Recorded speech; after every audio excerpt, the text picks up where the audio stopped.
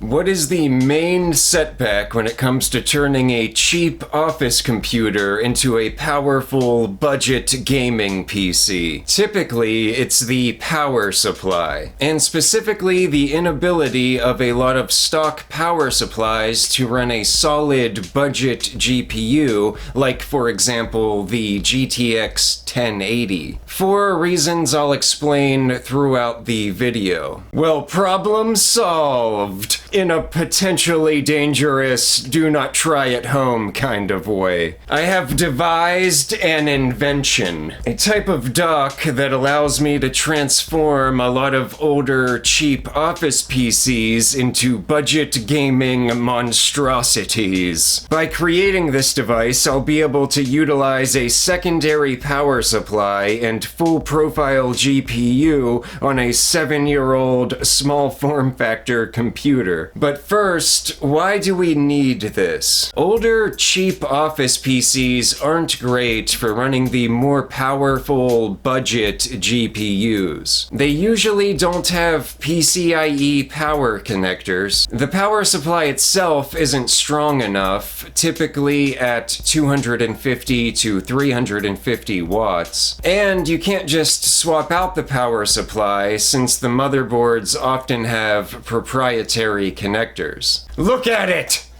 Disgusting. Also, if it's a small form factor PC like this, there isn't even enough space. Now, people who have been around the channel know I've conducted this experiment before, successfully, which is often a bit of a shock when it comes to the kind of schemes I cook up. But it usually involves me having parts strewn all across the floor. That's why I invented this device. At this point, it's just a basic cage structure that contains two things. The first is an additional PSU with a breakout board. This type of power supply and board are typically used for crypto mining. But as crypto mining started to crash a bit, a bunch of these went on sale for pretty cheap. I was able to get the board, the 1200 watt power supply, and a bunch of cables for about $30 total. This will power the GPU that we have connected above. Here at the top part of the cage, you can see we have a little space for the GPU to sit. It's connected to a riser cable that will run to the PCIe slot of our older, cheap office PC. For this experiment, the HP EliteDesk 800G3. Originally, I got this for $40, and it came with the i5 6500 and 8 gigabytes of RAM, which those specs are on the lower end for this specific computer. It can run an i7 7th gen, and the existing M2 SSD is a little subpar as well, but I kind of want to see what it can do as is, just with a better GPU. Maybe in the future I'll try upgrading the computer and running the same project just to see what it can do. And I also want to make a more compact version of this bay, like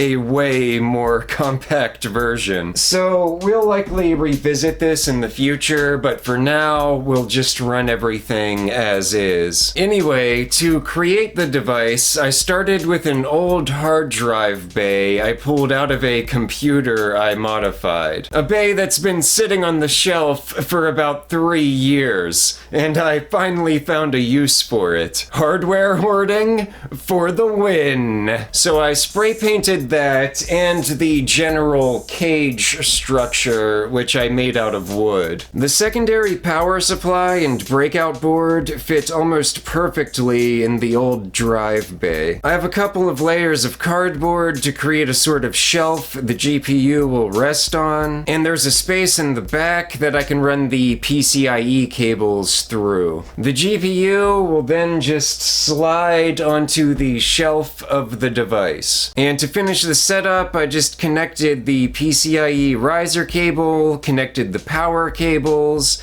and then used this screw in the front to just kind of help hold the GPU temporarily. Now, if I was going to go back and make some changes, I probably would have built this out of a thinner material. The whole thing could generally be smaller, and the wood makes it kind of bulky. Not that it matters, it's just not as sleek as it could be. Hashtag no sleek. Hashtag no sleek cope cap.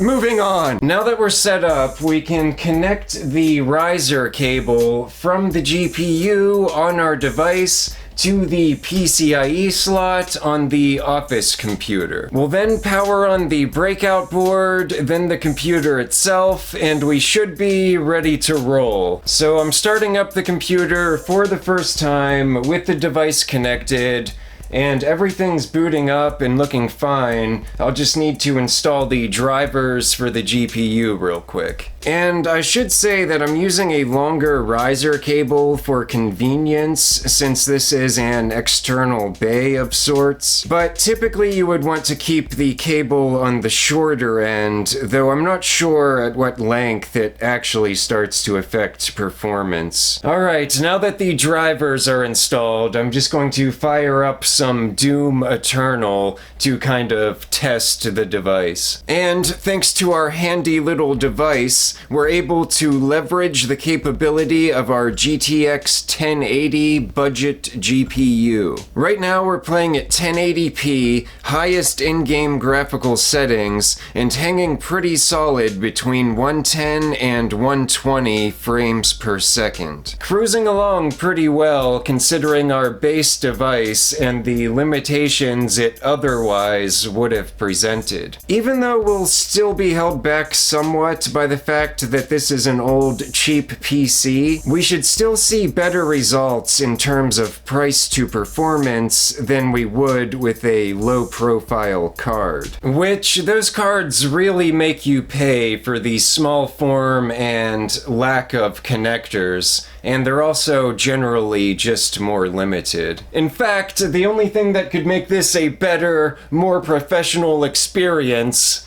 is a light stick. Maybe in the future I will revise this device to make it more compact and possibly match it with some hardware that presents the same kind of limitations but can potentially push things a little further. Possibly this same computer but with an i7 and running the 1080 Ti on top of that, but we'll have to see. For now, thank you for watching, and I will catch you later.